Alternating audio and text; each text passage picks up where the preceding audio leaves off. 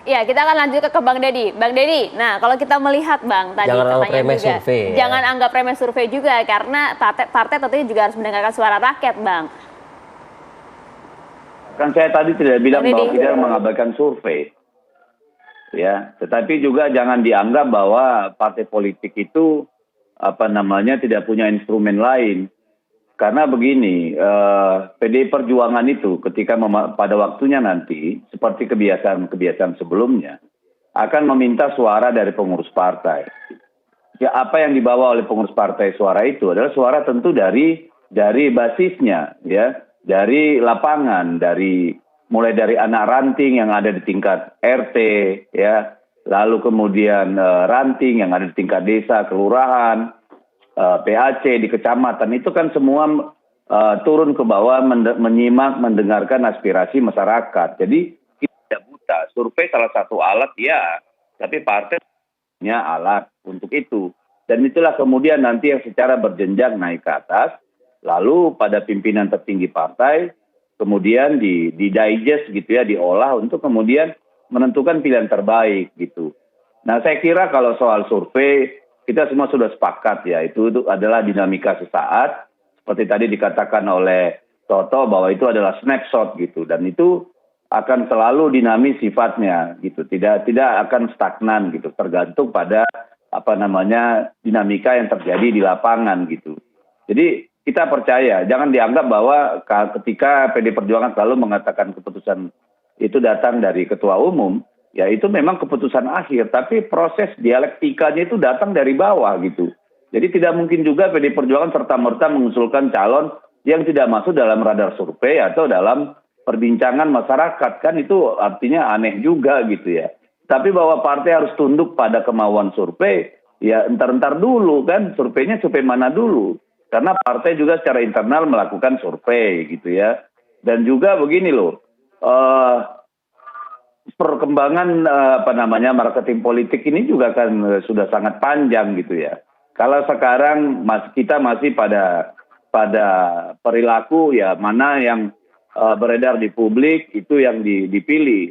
Kalau dalam demokrasi yang lebih maju justru diciptakan gitu ya, diciptakan kebutuhan atau kepentingan terhadap satu aktor atau isu gitu. Dan saya kira itu juga menjadi salah satu cara, tidak serta-merta hanya apa yang menjadi menu yang sudah dihidangkan oleh lembaga survei gitu ya. Tetapi seperti saya katakan di awal, itu salah satu sumber rujukan gitu. Tapi bukan satu-satunya. Saya kira itu yang harus dipahami dulu gitu, bahwa pertama ada dinamika di kita yang juga memang menggunakan struktur partai sebagai implikasi kita sebagai partai kader yang tentu menyerap apa yang ada di tengah-tengah masyarakat. Survei salah satunya, yes gitu. Tapi ya kita juga punya keyakinan politik yang juga harus dihargai gitu. Makasih. Kita punya survei yang lain juga kok gitu, kurang lebih. Kita punya hitung-hitungan sendiri. Bang?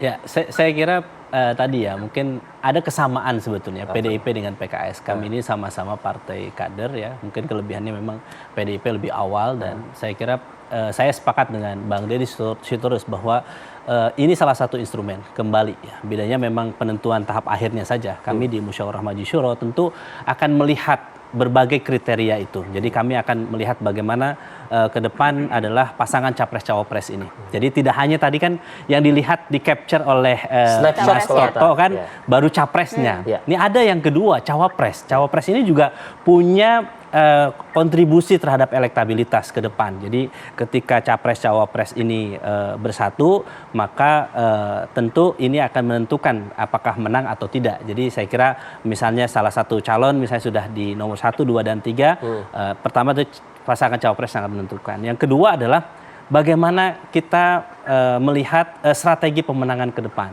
Jadi partai tentu sudah melihat ini kira-kira mana pasangan calon, dan yang kedua koalisi yang strategi pemenangannya baik, lebih melihat bagaimana yang disukai oleh masyarakat. Yang ketiga adalah platformnya itu.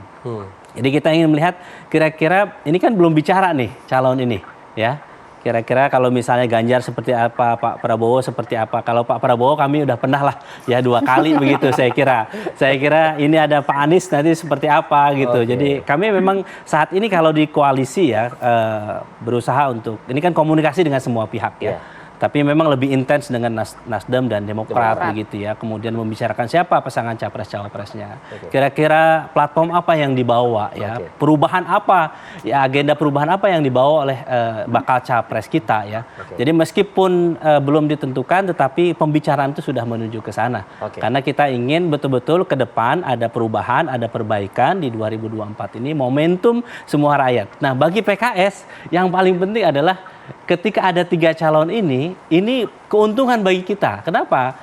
Ya ke depan tidak lagi 2 pasangan. Bisa jadi itu seperti Mas Toto bilang tadi. Betul. Akankah Jadi kemudian kita akan sangat ada 3 berharap nama? bahwa minimal ada 3 poros itu. Oke. 3 pasangan capres. 4 lebih baik. Supaya rakyat diberikan kesempatan untuk melihat calon-calon terbaik itu. Jadi saya sangat berharap mudah-mudahan isu-isu pencegahan kemarin itu benar-benar tidak terjadi. Oke. Ya, tidak ada pihak manapun ya yang melakukan pencegahan terhadap calon baik kepada Ganjar maupun ke Pak Prabowo maupun ke Pak Anies, saya kira, dan siapapun berikan kesempatan kepada rakyat untuk memilih sesuai dengan seleranya masing-masing. Mas Toto, terakhir dari Anda Mas Toto. Iya, tadi kan kita sudah menangkap ya bahwa memang survei hanya salah satu instrumen. Dan ada tadi menarik Bung Deddy mengatakan ada mekanisme bottom up. Mungkin juga dari Bung Pipin mengatakan di PKS walaupun ujungnya ada di Majelis Syuro, tapi sebelumnya ada proses yang diolah secara bottom up. Perbedaannya kan saya pikir seperti apa yang kita lihat di negara lain misalnya ya. Itu yang sebenarnya menurut saya jadi pertanyaan. Ketika mekanisme bottom up ini sebenarnya ada. Jadi bukan sekedar menunggu wangsitnya ketua umum atau majelis syuro gitu misalnya. Kita jarang sekali mendengar bagaimana dialog dalam proses bottom up tadi. Beda dengan yang saya sebut tadi kalau pemilu pendahuluan di Partai Demokrat di Amerika Serikat. Dialektika pro dan kontra itu terdengar gitu. Dan kemudian disitulah menurut saya demokratisasi yang betul, partai yang akhirnya memiliki otoritas untuk mengambil keputusan, tapi prosesnya juga bisa dilihat bersama-sama oleh konstituen dan oleh publik. Dan disitulah menurut saya makna demokrasi kalau Bung Pipin tadi mengatakan berikan kesempatan buat rakyat untuk memberi pilihan, jangan kemudian dijegal. Dijegal itu bukan sekedar mengenai jumlah pasangan atau jumlah orang yang menjadi capres, tapi bagaimana dalam proses pengambilan keputusan semua itu transparan dan bisa didengar. Saya pikir itu yang perlu kita coba lihat, dan proses itu ketika dibuka akan menguji juga kok lembaga survei ini selama ini melakukan snapshot benar atau tidak, jangan-jangan ngawur. Jadi di situ malah kemudian menjadi dialektika juga dan menjadi masukan juga buat lembaga survei menguji hasil yang sudah kita keluarkan. Mas Toto, singkat Mas Toto, akankah kemudian sikap publik ini konsisten hingga nanti 2024? Wah. Tidak bisa dipastikan. Dinamisasi biasanya menjelang masa kampanye masih mungkin berubah. Tetapi kalau tidak ada sebuah goncangan politik besar, memang peringkat 3 besar itu terlalu jauh dibandingkan dengan nama-nama yang lain. Oke, baik. Yunarto Wijaya, Bang Deddy Sitorus dan juga Kang Mas Pipin. Pipin. Terima Sofian. kasih banyak pagi hari ini. sedikit Atas nggak? waktunya. Makasih. Oke, Boleh? Selamat boleh. pagi. Iya, Silakan, ini Bang soal Deddy. penjagalan. Saya kira kita janganlah bersuujon karena itu implikasinya besar sekali. Soal berapa pasang calon itu kan yang tentukan partai politik sendiri. Kalau berdasarkan undang-undang yang ada sekarang, potensi 4 calon itu ada di sana gitu ya. Jadi jangan dicampur baur nanti urusan-urusan di luar, urusan lain di luar politik itu kemudian jadi dipolitisasi gitu ya. Ini kan berbahaya kalau menurut saya. Ya, jadi ini perlu saya tekankan. Ya. Kenapa? Karena Kita ini kawal, menjadi Bang Deddy, isu liar yang PDIP, sangat berbahaya PKS. menurut saya gitu. Kita kawal supaya Iya kan? semua Tolong, calon Bang. Baik. pilihan rakyat Terima ini kasih bisa Bapak-Bapak, Mas dipilih Yunarto 2024. Wijaya, Kang Ya. Pipin dan juga Bang Deddy. Terima kasih banyak, Sehat salam selalu sehat untuk Anda. semuanya. Terima kasih. Ya pemirsa, usai jeda kami akan kembali. Ini ada sosok inspiratif yang kemudian bisa mengubah sampah kemudian menjadi sesuatu hal yang bernilai. Bisa kita Apalagi contoh. untuk ekonomi mereka juga. Nah itu dia. Usai jeda sesaat lagi untuk Anda.